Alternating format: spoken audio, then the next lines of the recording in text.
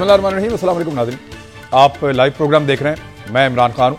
आपने भी बिलावल भुट्टो जरदारी साहब को सुना और फिर आपने इमरान खान साहब की आवाज़ भी सुनी। मेट्रो का जो प्रोजेक्ट था पेशावर का, वो बिलाखिर पूरा हो गया, मुकम्मल हो गया। ये वो प्रोजेक्ट है जिसमें पाकिस्तान की तारीख में शायद सबसे ज़्यादा लतीफ़े बने हैं, सबसे ज़्यादा सियासी बयानात दिए गए हैं इस प्रोजेक्ट के बारे में। बहुत ले दे हुई इस प्रोजेक्ट के बारे में और बिलाखिर ये मुकम्मल हो गया। अब देखना यह है कि ये सस्टेन कैसे करता है। इसकी कुछ खूबियाँ जो हैं वो पाकिस्तान तहरीक इंसाफ की हुकूमत जो है वो गिनवा रही है। उनका ये कहना है कि ये अपने आप को खुद संभालेगा, ये मुनाफे में जाएगा, जबकि इससे पहले जो प्रोजेक्ट बने हैं उनके ऊपर सब्सिडी देनी पड़ती थी। वो ये कहते हैं कि ये ज़्यादा पूरे शहर में फैला हुआ प्रोजेक्ट है और इससे पहले वाले प्रोजेक्ट जो हैं वो साइड वाले एरिया से लोगों को लाने के अंदर कोई काम नहीं करते थे। फिर उन्होंने और बहुत सारी इसकी खूबियाँ बताई हैं।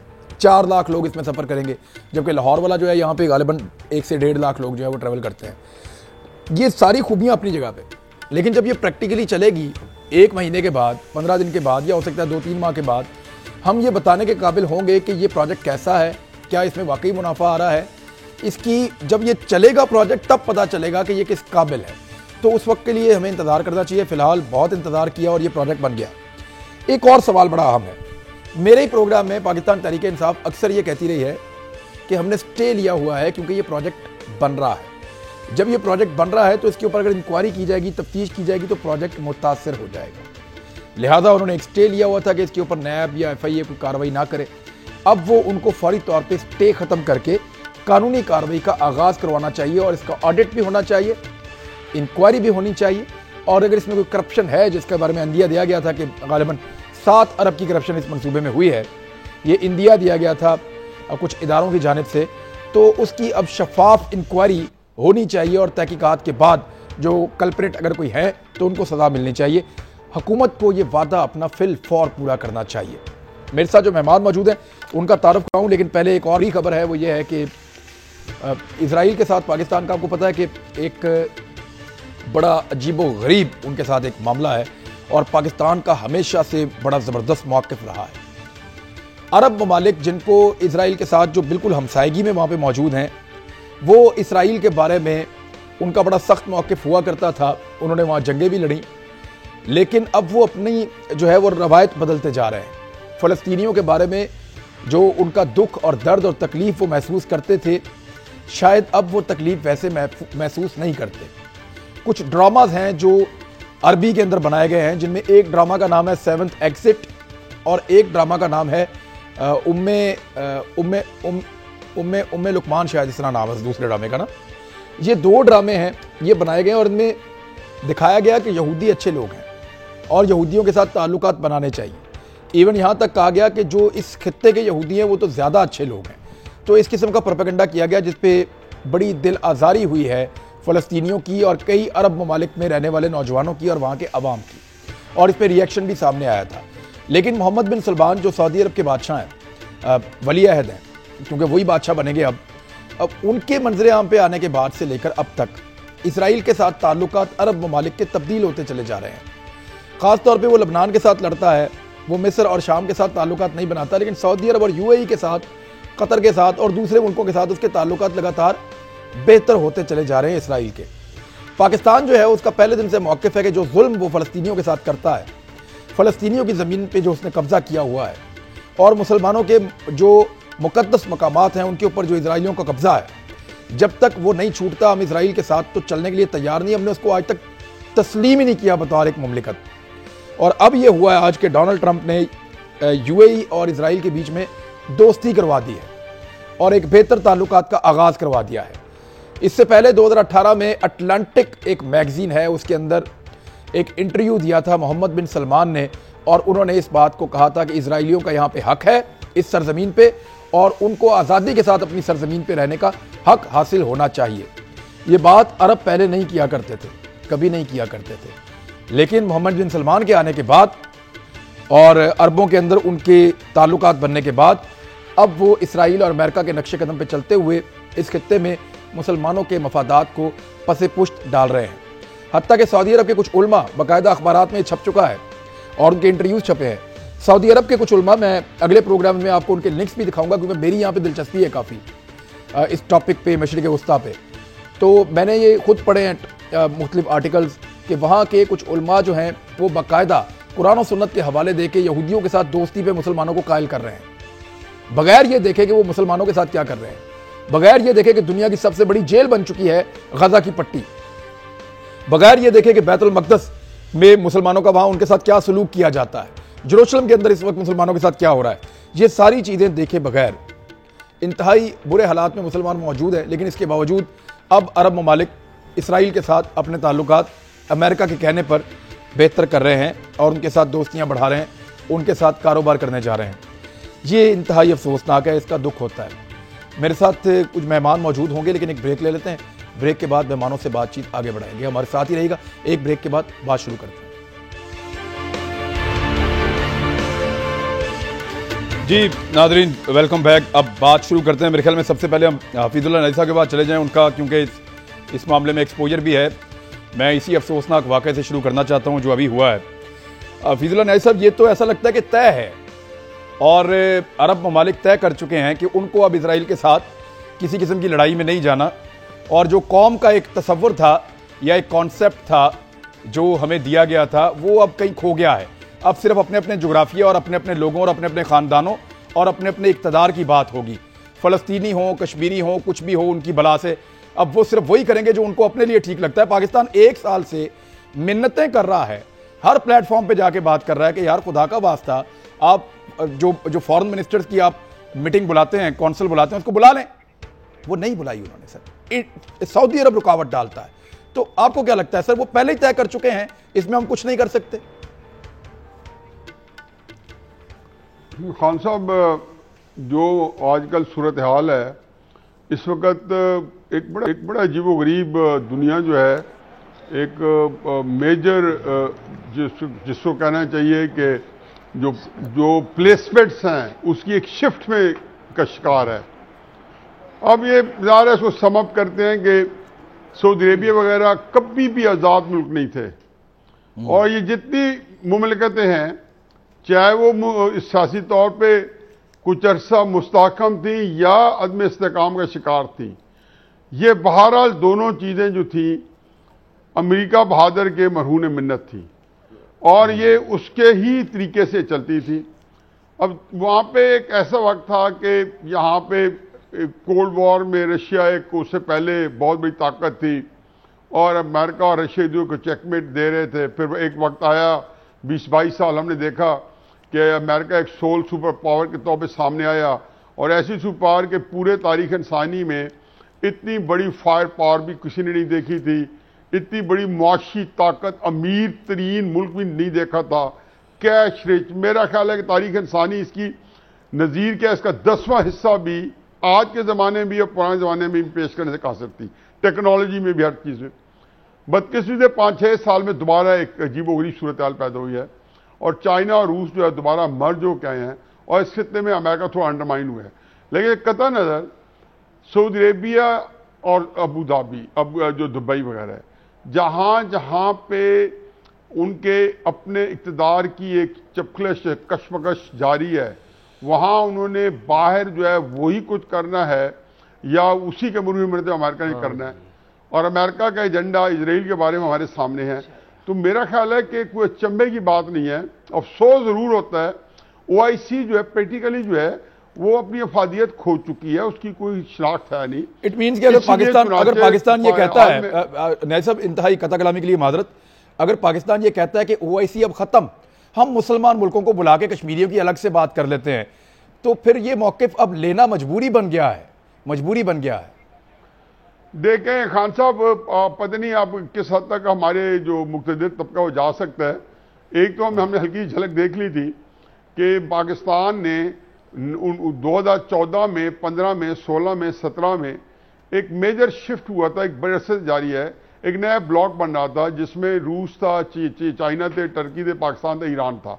जी 5 मुल्कों का सामने नहीं ऊपर क्या आया था, लेकिन ये नीचे बिल्कुल पता चल गया था। फिर चाइना, फिर थोड़ी बात थोड़ी हो जाती है, लेकिन इससे हट के होती है, लेकिन है इससे मुतालिक कि जितने जगह पे मैदान गर्म हुए वहाँ अमेरिका को बड़ा जलील होने पड़ा। साउथ चाइना सी ले लें, सीरिया ले लें, लीबिया ले लें, फिर टर्की का इस तरह असर्टिव हो के आना, सीरिया में छोड़े, वो लीबिया में घुस गया, फिर गजा के ऊपर पिछले 15 साल से 10 साल से उर्दुगान ने जो पॉलिसी बनाई, फिर इराक के अभी गोलान हाइट्स पे उसने बड़ा जबरदस्त मौक़िफ़ लिया हुआ है।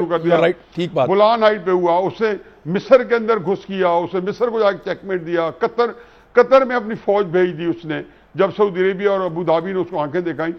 तो ये हमने जो पाकिस्तान जो है वो तो पार्ट ऑफ प्रॉब्लम है, क्यों पाकिस्तान जो है उसने, जब आपने देखा कि हमारे वजीर आजम ने बिल्कुल एन तैयार हो गए थे, और मलेशिया में जब उर्दुगान साहब ने भी आना था, और यही जो आप फरमा रहे हैं इससे एग्जैक्टली यही होने लगा था, तो पाकिस्तान बैकआउट कर गया। अब ये जरूर है कि पिछले महीने 1.5 महीने से पॉलिसी पाकिस्तान ने मेजर शिफ्ट ली है।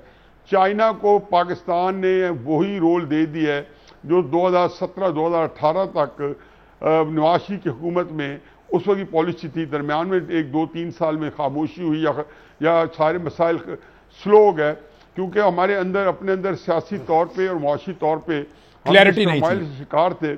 उसके अंदर क्यों अमेरिका सिर्फ दो चीज़ें रख लें कि अमेरिका की जो प्रेजेंस है पाकिस्तान में खान साहब सबसे ज़्यादा है। हमारा मीडिया को वो कंट्रोल करता है, बल्कि हमारे इदारों से ज़्यादा अच्छी तरह कर सकता है कि जब वक्त आएगा आप देख लेंगे। हमारे सियासतदानों के अंदर उसके रूट्स हैं, हमारी एस्टेब्लिशमेंट के अंदर अमेरिका की प्रेजेंस मौजूद है, हमारे बिजनेस तबके में है अमेरिका। पाकिस्तान के अंदर अच्छा चाइना या दूसरा कोई मुल्क इस तरह मौजूद नहीं है। फिर इंडिया किसी और for the wrong reason by default मौजूद है, नेशनल से मौजूद है, कुछ MQM में मौजूद है, अब तो साबित आ गए, बलोची नेशनल से मौजूद है, रॉ के बंदे यहाँ पे आप फोटा के अपनी प्रेजेंस बनवाई है। तो ये जो चीज है पाकिस्तान के लिए इतना आसान नहीं होगा करना, जो पाकिस्तान की जो सवाल एक बड़ा हम पैदा होता है सर, यहाँ पे सर हमारे यहाँ क्या पैदा होने का खतरा है। हम क्या what can we do sir? देखें, मैं शायद भाई ये बड़ा बारीक नुक्ता है, पाकिस्तान की पॉलिसी शिफ्ट हो रही है, ये तो हमें पता है। जिस वक्त आपने चाइना के साथ मिलकर JF-17 थंडर बनाना शुरू किया तो समझदार लोग तभी समझ गए थे कि आप लोग क्या करने जा रहे हैं। पॉलिसी शिफ्ट हो रही थी, ये सबको पता था, बहुत हद तक शिफ्ट हो गई, सबको पता है। लेकिन पाकिस्तान ने क्या करके रखा, क्योंकि पाकिस्तान के ऊपर बहुत ज्यादा कर्जे हैं, वेस्ट का बहुत दबाव है, तो एक अनअनाउंस्ड किस्म का अलायंस जो है उसके अंदर शमूलियत रखी। क्या अब अनाउंसमेंट का वक्त करीब आ रहा है, या पाकिस्तान अभी ऐसे ही खेलेगा, अमेरिका को भी खिलाएगा, सऊदी अरब को भी खिलाएगा और अपने ब्लॉक को मजीद मजबूत करने की पहले कोशिश करेगा? ये वक्त आ गया है या अभी नहीं? देखें, आपने बिल्कुल सही इस बात की निशानदेही की कि जब JF-17 आपने बनाया उस वक्त हालात क्या थे हमें मालूम है ना। 90 की दहाई थी, आपने 28 F-16 का कॉन्ट्रैक्ट किया था अमेरिका के साथ। न सिर्फ ये कि उसने आप पे पाबंदियां लगाई और 28 F-16 के पैसे खा गया, 650 जो है मिलियन डॉलर हम दे चुके थे, और ये पैसे भी खा गए। और साथ उन्होंने कहा कि जहां आपने तैयार शुदा जहाज हमने पार किए थे उनका किराया भी दो। ये है हालत उस मुल्क की जो खुद को सुपर पावर कहता है, जो उसके लोगों के साथ ताल्लुकात हैं और हमारे साथ जो ताल्लुकात हैं इसका किसको नहीं मालूम। उसकी पॉलिसीज इवन तो नहीं है, वो बिल्कुल बायस्ड हैं। और जो इसराइल को और जो उसने फ़लस्तीन में मुसलमानों के साथ आज तक किया वो सबके सामने है। यानी मुसलमानों को, फ़लस्तीनियों को एक कोने में लगाकर आहिस्ता आहिस्ता फ़लस्तीन का रकबा बढ़ाता रहा, और फ़लस्तीन अब उस हद तक पहुंच गया कि वो खुद को इस बात को मानने के लिए तैयार नहीं कि उन्होंने आहिस्ता आहिस्ता मुसलमानों के इलाके पर कब्जा किया है। अल्लामा इकबाल का एक शेर मैं ज़रूर यहाँ सुनाना चाहूँगा, और फिर मैं उसको कनेक्ट भी करूँगा किसी एक चीज़ के साथ। कभी ए नौजवान मुस्लिम तदब्बर भी किया तुमने, वो क्या गर्दू था जिसका तू है एक टूटा हुआ तारा। और फिर कहते हैं गवा दी हमने जो इस्लाफ से मीरास पाई थी, सुरैया से जमीन पर आसमान ने हमको दे मारा। जरा उनका गुस्सा और उनके अल्फाज पे आप गौर करें। ये अल्लामा इकबाल फरमा रहे हैं, हमें शर्म नहीं आती। यानी हम 2.5 बिलियन के करीब मुसलमानों की आबादी, और हम जगह जगह धक्के खा रहे हैं, तफरीक है, तकसीम है, और अमेरिका के सामने अभी भी गुलाम बन के बैठे हैं। कितनी मिसालें हैं जहां अमेरिका ने आपको लेट डाउन किया, और हम अब भी कहते हैं क्यों नहीं हम चीन के साथ खड़े होते, जरा दुनिया का नक्शा देते। ये अभी न्याजी साहब सही कह रहे थे कि दुनिया के नक्शे में जरा नजर तो दौड़ाएं। आज ईरान क्या कर रहा है और चीन क्या कर रहा है। जहां तक चीन का ताल्लुक है, अभी रिसेंटली उन्होंने चाबहार और जादान की जो रेलवे लाइन है उसमें से बड़ी कामयाबी के साथ इंडिया को बाहर किया। वो क्यों कर रहे हैं? बांग्लादेश को काट दिया, नेपाल को काट दिया, सेंट्रल एशिया को काट दिया, उसने इंडिया को अलग किया। इस खित्ते में तो उसने अकेला कर दिया, लेकिन इंडिया ने बहुत दूर जाके मगरिब में अपने दोस्त बनाए हैं। सवाल फिर वही सर, मुझे क्विकली बता दें आप, पॉलिसी बताने का वक्त आ गया है जो बनाई हुई है, या अभी बतानी नहीं है, सिर्फ बना के रखनी है? नहीं जी, बना के रखनी नहीं है, पॉलिसी को इंप्लीमेंट करना है। आप क्यों घबराए हुए हैं? चीन को देखें, आपकी खातिर क्या कुछ कर रहा है। उसने उठा के इंडिया को उससे बाहर किया। अब जो जो जो ईरान है वो सरासर जो चीन का सी पैक वाला मामला है उसमें उसको बिल्कुल इंडिया को बाहर निकाल दिया आपने। ये चाबहार और जायदान के जरिए जो इंडिया है वो सेंट्रल एशिया तक रसाई हासिल करना चाहता था, उन्होंने उसको बाहर कर दिया। अब जो ब्लॉक बना है, क्यों घबराते हैं? उस ब्लॉक में रूस है, उस ब्लॉक में चीन है, उस ब्लॉक में तुर्की है, उसमें ईरान और पाकिस्तान है। ये ब्लॉक बन रहा है और जो फास्ट ट्रेन है उसके जरिए सेंट्रल एशिया और इन मुल्कों को जो चाइना है वो यूरोप से मिलाने जा रहा है जी। तो अपनी पॉलिसी को देखें, ये घबराई शायद भाई मैं शायद भाई वापस आता हूं आपके पास। मैं एक्चुअली एक इसका टेक्निकल पहलू है। देखिए, ये जो नया ब्लॉक बन रहा है आमिर भाई, मैं आपके सामने रख रहा हूं, इन मुल्कों के अंदर पाकिस्तान के इतने ज्यादा लोग काम नहीं करते। 10 लाख लोग तो आपके सीधे सीधे काम करते हैं सऊदी अरब के अंदर, और इसी बुनियाद पे ये ममालिक आपको ब्लैकमेल कर सकते हैं। अगर आप अपनी पॉलिसी अनाउंस करते हैं तो आपको माशी तौर पे एक मार पड़ सकती है। हम क्या उसके लिए तैयार है? कश्तियां जलाने का वक्त आ गया आपके ख्याल में? कल यौम आजादी भी है। बहुत शुक्रिया इमरान भाई। जी हाँ, बहुत बहुत शुक्रिया। सबसे पहले तो आप पूरी कौम को पाकिस्तान का यौम आज़ादी और यौम क़याम पाकिस्तान और इस नारे की तकमील के बट के रहेगा हिंदुस्तान, लेके रहेंगे पाकिस्तान, और दुआ इसके साथ साथ के दोबारा बढ़ जाए हिंदुस्तान और फिर बन जाए वहाँ पर एक नया पाकिस्तान। तो बहुत बहुत शुक्रिया। अब ये जो आप फरमा रहे, देखिए एक नए इमरानी मुआहदे का वक्त तो आ गया है और ये करना पड़ेगा। बहुत सारी चीज़ें जो हमें अब दुरुस्त करनी है और उसके लिए फैसले हो रहे हैं, फैसले नज़र आ रहे हैं आपको, और फैसले इस तरह से होते हुए नज़र आ रहे हैं कि जो चीज़ें रुकी हुई थी या जो चीज़ें नहीं हो पा रही थी वो हुई हैं। तो मैं ये समझता हूँ कि कुछ ना कुछ नया होने वाला है और कुछ ऐसी चीज़ें होंगी कि जो लोगों के लिए बहुत हैरत का बायस होंगी। अब वैसे भी बच्चे अगर अंधेरे से डर जाए तो ताज्जुब नहीं, लेकिन बालिग रोशनी से डरने लगे तो ये हैरत की बात होती है। तो मैं ये समझता हूँ कि अब बहुत जल्दी बहुत सारी चीज़ें चेंज होती हुई नजर आएंगी और इनको होना है। ये वक्त आना था कि ये सब चीज़ें तब्दील होनी थी और बहुत होता रहा है इस पाकिस्तान में। लूट खसूट, लूट मार, पैसा लेकर भाग गए, सब कुछ बर्बाद कर दिया।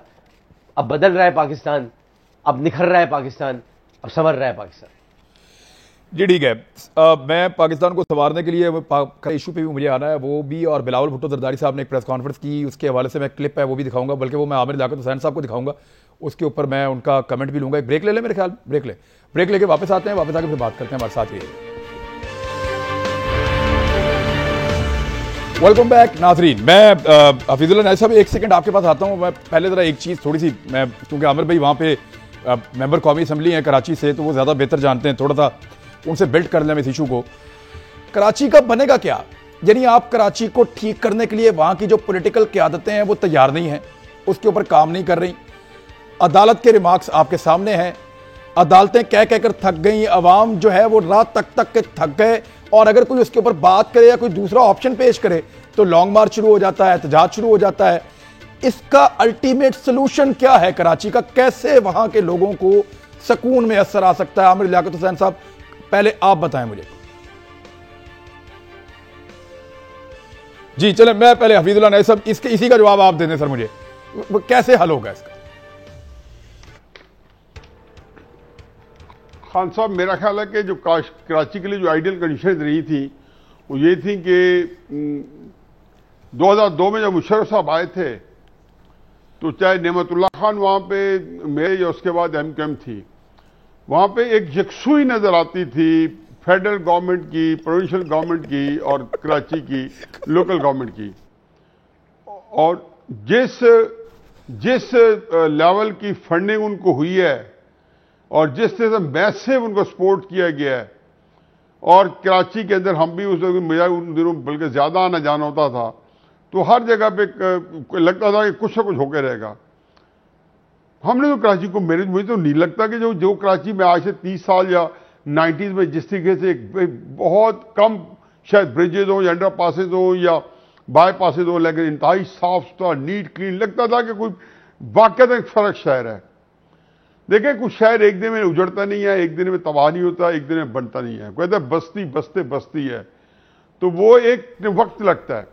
चुनाचे इस बस्ती को उजड़ने में भी वक्त लगा है और किसी बंदे ने इसमें अपना जो हिस्सा बगैर जुस्सा डालने से गुरेज नहीं किया।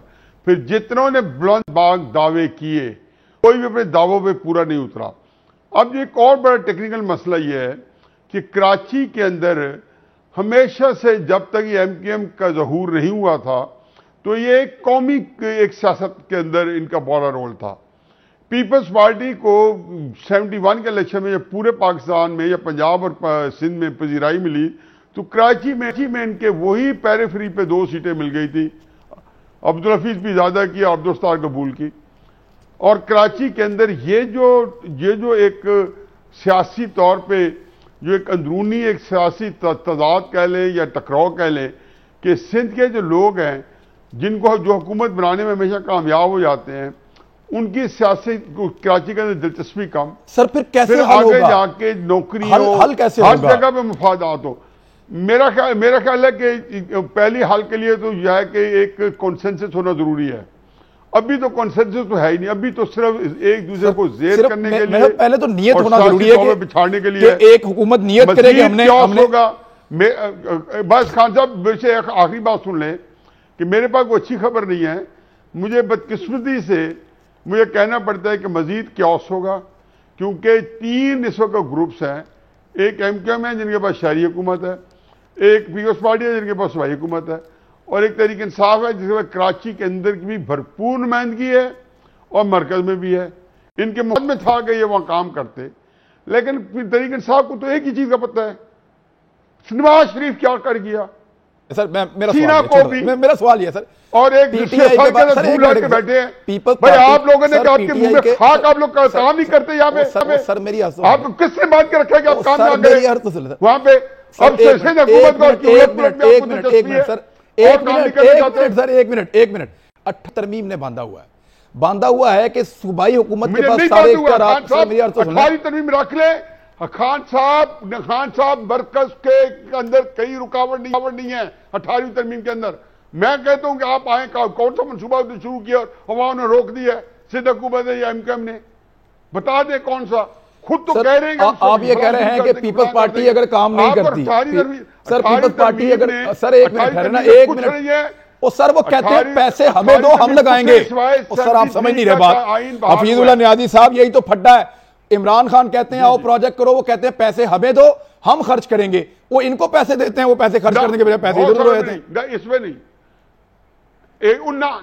खान साहब, उन्होंने एक पैसों का कहा है, जो रियाज मलिक के पैसे सुप्रीम कोर्ट में आए सर, वो ने कहा कि ये हमारे सिंध के पैसे गए, ये हमें वापस करो। बिल्कुल ग्रीन लाइन को मिलने चाहिए। अब मैं दूसरे पहलू पे जाने, शाहिद लतीफ साहब, नवाज शरीफ ने नवाज शरीफ क्या किया? एक सिर्फ बात सुन ले। नवाज शरीफ ने 1200 मेगावाट का प्रोजेक्ट शुरू किया आज से 25-30 साल पहले। यहाँ पे हमने न्यूक्लियर जो है पावर प्रोजेक्ट शुरू किया, डिसलिनेशन प्लांट है। ये सारे मरकज के प्रोजेक्ट से कहीं पे किसी ने रुकावट डाली हो? सर मैं ये कह रहा हूं कि इमरान खान कराची का कचरा तो नहीं उठाएगा जाके ना। सर वफाकी हुकूमत कराची का कचरा नहीं उठा सकती, नाले साफ नहीं कर सकती, वहां के सूबाई हुकूमत के जेर निगरानी सड़कें उनको नहीं बना सकती, वहां के अस्पतालों को ठीक नहीं कर सकती, वहां के थानों को ठीक नहीं कर सकती, वहां के जो कल्चर है उसको ठीक नहीं कर सकती, वहां की सफाई सुथराई नहीं कर सकती। ये सारा इख्तियार, इसके फंड्स सूबाई हुकूमत के पास और ज़िली हुकूमत के पास है, वो नहीं कर रहे। अब उनसे वो इख्तियारात वापस लेंगे तो कोई और आके काम करेगा ना। मैं एक मिनट, मैं जरा बिलावल भुट्टो जरदारी साहब से जो सवाल होता है, तो उन्होंने उसका एक जवाब दिया। आज इसी बारे में वो एक प्रेस कॉन्फ्रेंस कर रहे थे।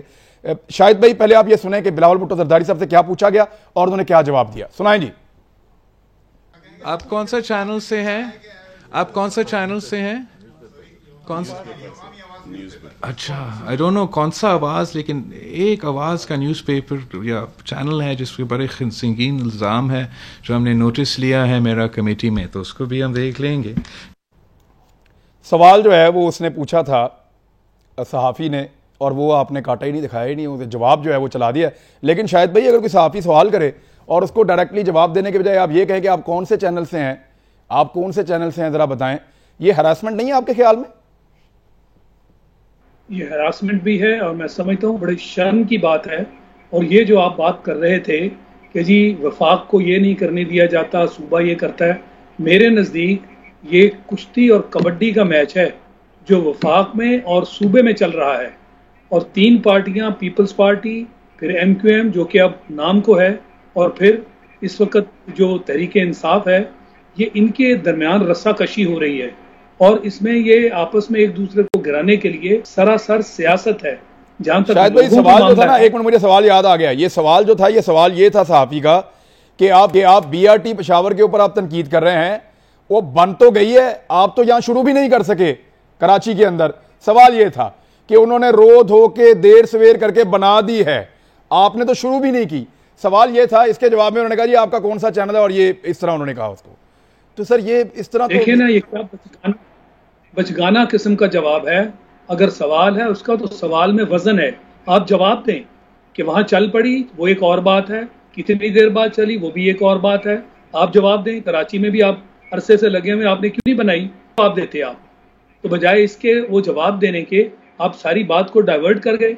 इसीलिए मैंने कहा कि एक कुश्ती और कबड्डी का मैच है जो कि बचगाना तरीके से खेली जा रही है। और कराची के लोगों के साथ जो हो रहा है, वो बिजली का मसला हो, वो शहर में गंदगी का मसला हो, वो पानी के निकास का मसला हो, बारिशें होती हैं तो पूरा शहर डूब जाता है, लोगों के घरों के अंदर पानी चला जाता है, बिजली है नहीं, लोगों का रहना जो है, जीना दो भर हो चुका है। इस पे असल में कोई किसी किस्म का ध्यान नहीं है। और आज भी आर्टिकल 149 के तहत ये क्या वफाक नहीं कहता कि हम बहुत सारे मामलात हैं जिनमें अपना असर रसूख इस्तेमाल कर सकते हैं? आप अदालत से क्यों नहीं? अगर आपको सूबा रोके और वो काम न करने दे, अदालत जो हुकूमत है वो तो तरीके इंसाफ की है ना। आपने कराची को किसके हवाले किया हुआ है? जब आप आइडेंटिफाई भी करते हैं कि ये काम ठीक नहीं है, इसमें आपने भी पॉइंट आउट किया कि गंदगी के ढेर हैं, लोग बीमार पड़े हुए हैं, लोगों से काम नहीं होता, बिजली नहीं है, ये मसले कौन हल करेगा? अगर प्रोविंस का मसला है, वफाक इसको क्यों नहीं ठीक करता? क्या आपको किसी अदालत ने रोका है? वो आर्टिकल 149 किस लिए है? तो मैं ये समझता हूँ ये सारी बहानेबाजी है। कराची को ठीक करना बिल्कुल हमारा काम है।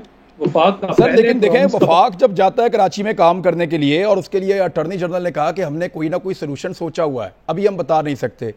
उस पर पीपल्स पार्टी का रिएक्शन ये है कि पार्लियामेंट में बुला के हम इससे पूछेंगे। पीपल्स पार्टी उसको किसी और तरह देखती है। मामला यह है कि कराची का हल होना चाहिए मामला, चाहे कोई भी करे, सारे मिलकर करें, ज्यादा अच्छी बात है।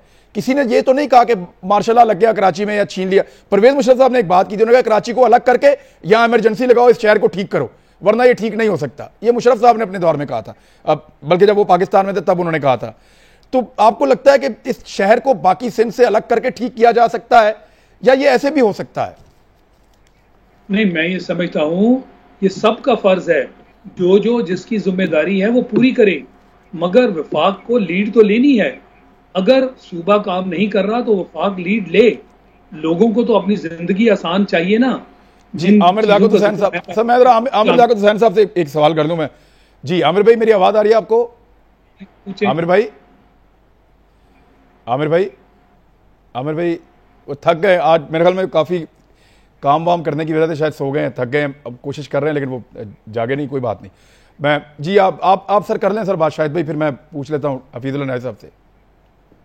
नहीं, आमिर भाई से जरूर पूछें, ये तो सर वो सो गए हैं मेरे ख्याल में, वो आज थक गए हैं शायद, हम वो दिखा भी नहीं रहे हैं। आपने देखा था सो रहे थे, जो भी है, बहरहाल इनसे भी इनपुट लें मेरा जाती ख्याल है कि ये किसी एक के जुम्मे नहीं लगाया जा सकता।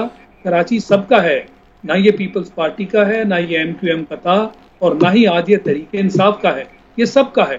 कराची में सब रहते हैं, लिहाजा सबका शहर है, मिनी पाकिस्तान है, सबको इससे प्यार है। मैं कराची सर वैसे मैं सीरियसली आपको बताऊं, ये बड़ा जबरदस्त शहर हुआ करता था। मेरे फादर जब यहाँ रहते थे और मेरे जो रिश्तेदार वहाँ रहते हैं वो बताते हैं कि पहले तो ये शहर बड़ा शानदार हुआ करता था। हफीजुल नाइस साहब, हमने सियासत में एक शहर खो दिया, उसकी रौनकें खो दी, और उसके अंदर से बरकतें ही ऐसा लगता है उठ गई उस शहर के अंदर से। पूरे पाकिस्तान को फीड करने वाला शहर जो है वो खुद भूखा प्यासा लगता है। देखिए जी, बात यह है कि शाहिद साहब ने जो कहा है मैं उसमें क्या ऐड करूं। बात यह है कि कोई तो इनिशिएटिव ले ले। चलो मान गए यार, एक किसी पार्टी के अंदर आपने कह जो दिया तबाह बर्बाद है, आपके हाथ किससे बांधे हुए हैं। देखिए ये 18वीं तरमीम जो है वो इसके अलावा कुछ नहीं है कि 73 का आइन जो है, जो लेटर स्पिरिट के अंदर वो बहाल हुआ है। लेकिन इसमें छोड़े हो सकता है कुछ ज़्यादा इजाफे हो गए हो सकता है फंड एलोकेशन ज़्यादा हो गई हो। लेकिन खान साहब वो तो आप दे ही नहीं रहे, आपके दे पा ही नहीं रहे, क्योंकि आपका तो रेवेन्यू जो है वो 4 ट्रिलियन जो है वो क्रॉस नहीं कर पा रहा। वो क्या कहते हैं, गंदी नंगी क्या है, वो धोएगी क्या, निचोड़ेगी क्या, सुखाएगी क्या, गंजी तो आपके पास डेवलपमेंट फंड जाए नहीं। गंजी वही मैं भी गंजी की बात कर रहा हूँ, आपने पता किसको कह दिया। नहीं, मैंने शायद गलत सुना था। बड़ी माजरत सर, माजरत वक्त खत्म हो गया, माजरत सर, माजरत। आपने वही कहा होगा, मैंने शायद गलत सुना। मुलाकात होती है अगले प्रोग्राम में। नाजरीन अपना ख्याल रखिएगा, अल्लाह हाफिज़।